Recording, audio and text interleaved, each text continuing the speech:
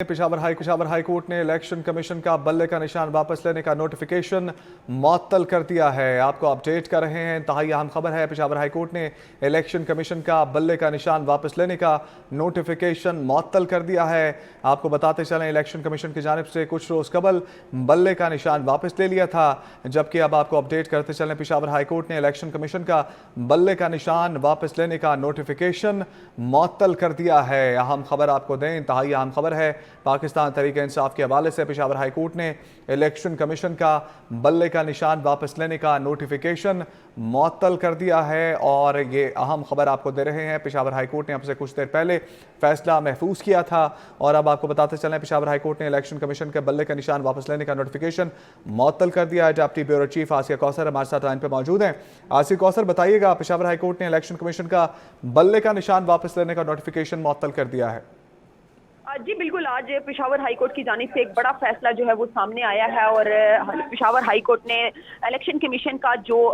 फैसला था बल्ले का निशान पाकिस्तान तहरीक इंसाफ से वापस लेने का जो फैसला था और जो नोटिफिकेशन था वो जो है वो पेशावर हाई कोर्ट की जानिब से मुअत्तल कर दिया गया है। पाकिस्तान तहरीक इंसाफ ने इंटर पार्टी इंतखाबात पर इलेक्शन कमीशन के फैसले को हाई कोर्ट में चैलेंज किया था, जिस पर जो है वो आज समाअत हुई और समाअत के बाद जो है वो पेशावर हाई कोर्ट की जानिब से इलेक्शन कमीशन का जो फैसला था उसे कलअदम करार देने की जो है वो इस्तदा की गई थी और आज पेशावर हाई कोर्ट ने उस फैसले को कलअदम भी करार दे दिया है और उस नोटिफिकेशन को भी मुअत्तल कर दिया। यहाँ मैं आपको ये भी बताऊं कि इंटर पार्टी इंतखाबात के दौरान जो है वो पाकिस्तान तहरीक इंसाफ का केस जब इलेक्शन कमीशन के पास आया तो इलेक्शन कमीशन ने समाअत के बाद पाकिस्तान तहरीक इंसाफ के जो इंटर पार्टी इंतखाबात थे उनको कलअदम करार दे दिया था और साथ ही साथ जो बल्ले का निशान था वो भी पाकिस्तान तहरीक इंसाफ से वापस ले लिया गया था। या मैं आपको ये भी बताऊं कि इससे कबल जब इलेक्शन कमीशन के अंदर ये केस जेर समाअत था तो पेशावर हाई कोर्ट के हुक्म पर ही इलेक्शन कमीशन की जानिब से ये फैसला जो है वो सुनाया गया था। इलेक्शन कमीशन ने इस केस इंटर पार्टी इंतखाबात केस का फैसला महफूज किया हुआ था, लेकिन वो सुनाया नहीं जा रहा था। जब पेशावर हाई कोर्ट की जानिब से हुक्म जारी किया गया कि इंटर पार्टी इंतखाबात का फैसला कल ही सुनाया जाए, तो उसके बाद इलेक्शन कमीशन ने रात गए जो है वो इंटर पार्टी इंतखाबात केस का फैसला सुनाते हुए जो पाकिस्तान तहरीक इंसाफ के इंटर पार्टी इंतखाबात थे उन्हें मुअत्तल कर दिया था और उन्हें कलअदम करार देते हुए बल्ले का निशान वापस ले लिया था। उसके बाद एक दफा फिर से जो है वो पाकिस्तान तहरीक इंसाफ की जानिब से आसिया कौसर, साथ ही रहेगा सोहेल इकबाल भट्टी, ब्यूरो चीफ इस्लामाबाद हमारे साथ मौजूद हैं। सोहेल इकबाल भट्टी, बताइएगा, इलेक्शन कमीशन ने फैसले को मुअत्तल कर दिया है और बल्ले का निशान जो है बरकरार रहेगा तहरीक इंसाफ के लिए। देखिए, यकीनी तौर के ऊपर जब पेशावर हाई कोर्ट का ये फैसला आया तो उसके नतीजे में जो इलेक्शन कमीशन का फैसला था वो मुअत्तल हो गया, तो ये यकीनी तौर के ऊपर पाकिस्तान तहरीक इंसाफ के लिए एक बहुत बड़ी कानूनी फतह है। और ये वाज़ेह था उस वक्त भी जब ये फैसला महफूज था और तवक्को यही की जा रही थी कि इलेक्शन कमीशन ऑफ पाकिस्तान मुतमईन नहीं था इंटर पार्टी इलेक्शन से मुतल्लिक, और फिर पाकिस्तान तहरीक इंसाफ को पेशावर हाई कोर्ट का दरवाज़ा खटखटाना पड़ा था। पेशावर हाई कोर्ट ने डायरेक्शन दी और फिर मुकर्रर वक्त के अंदर इलेक्शन कमीशन पाकिस्तान को ये फैसला सुनाना पड़ा। लेकिन इनिशली तो चलें, ये यकीनी तौर के ऊपर बड़ी फतह है और पाकिस्तान तहरीक इंसाफ के लिए बल्ले का निशान एक लाइफ लाइन की हैसियत इख्तियार कर चुका था। उसके बगैर उसके बहुत ज्यादा पॉलिटिकल डिसएडवांटेज और उसके कॉन्सिक्वेंसेस थे। लेकिन जो असल सवाल ये है कि क्या पेशावर हाई कोर्ट का ये फैसला सुप्रीम कोर्ट ऑफ पाकिस्तान के रिसेंटली फैसले की रोशनी में क्या पूरे मुल्क के ऊपर एप्लीकेबल होगा या इसका इतलाक सिर्फ और सिर्फ खैबर पख्तूनख्वा की हद तक होगा। उसके साथ ये सवाल भी आयद होता है कि अब इलेक्शन कमीशन ऑफ पाकिस्तान इस फैसले के खिलाफ क्या पेशावर हाई कोर्ट में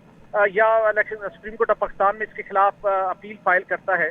तो उसका क्या नतीजा सामने आता है। क्योंकि अभी इलेक्शन कमीशन ऑफ पाकिस्तान के पास भी अपने फैसले के दिफा में उनके पास यकीनी तौर के ऊपर एक कानूनी अमली मौजूद होगी। लेकिन फिल वक्त ये पाकिस्तान तहरीक इंसाफ के लिए एक बहुत बड़ा रिलीफ है पेशावर हाई कोर्ट की तरफ से। अगर ये फैसला खैबर पख्तूनख्वा के साथ साथ पंजाब, सिंध, बलूचिस्तान के ऊपर भी अगर ये एप्लीकेबल हो जाता है तो फिर यकीनी तौर के ऊपर ये पाकिस्तान तहरीक इंसाफ के लिए एक बड़ी फतह है। और यकीनी तौर के ऊपर पाकिस्तान तहरीक इंसाफ की वो कानूनी टीम जो सारे इन मामला को देख रही है वो मेंटली तौर पर तैयार होगी कि अगर इलेक्शन कमीशन पाकिस्तान इस फैसले के खिलाफ अपील करते हैं तो कैसे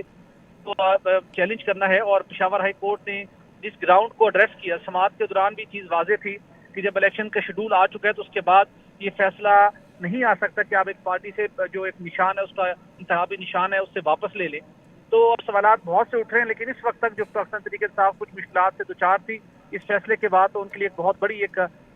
पोलिटिकली उनके लिए एक मरतबा फिर जो रास्ते बंद हो रहे थे इलेक्शन के अंदर बल्ले के निशान के ऊपर इलेक्शन लड़ना, वो रास्ता दोबारा से खुल गया है।